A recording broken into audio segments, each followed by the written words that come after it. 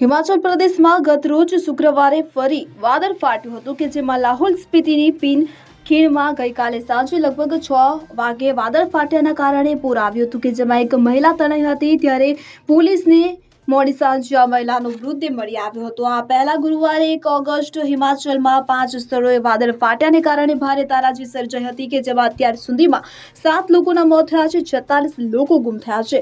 ત્યારે NDRF, SDRF, police અને હોમગાર્ડના જવાનો તેમને શોધવા માટે સર્ચ ઓપરેશન ચલાવી રહ્યા છે। સર્ચ ઓપરેશનમાં ડ્રોનનો પણ ઉપયોગ કરવામાં આવી રહ્યો છે। તો હવામાન વિભાગ દ્વારા શનિવારે મધ્યપ્રદેશ, છત્તીસગઢ, ઝારખંડ અને મહારાષ્ટ્રમાં ભારે વરસાદને લઈને રેડ એલર્ટ જારી કરવામાં આવ્યું છે। શુક્રવારે મધ્યપ્રદેશના અનેક જિલ્લાઓમાં પૂરની સ્થિતિ સર્જાઈ હતી। કાલોર, તવા, બરગી સહિત 9 મોટા ડેમના દરવાજા ખોલવા પડ્યા હતા। Bureau report CN24 news.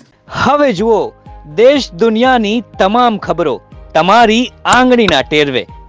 ઉઠાવો મોબાઈલ અને ગૂગલ પ્લે સ્ટોર પરથી ડાઉનલોડ કરો અમારી CN24 ન્યૂઝ મોબાઈલ એપ।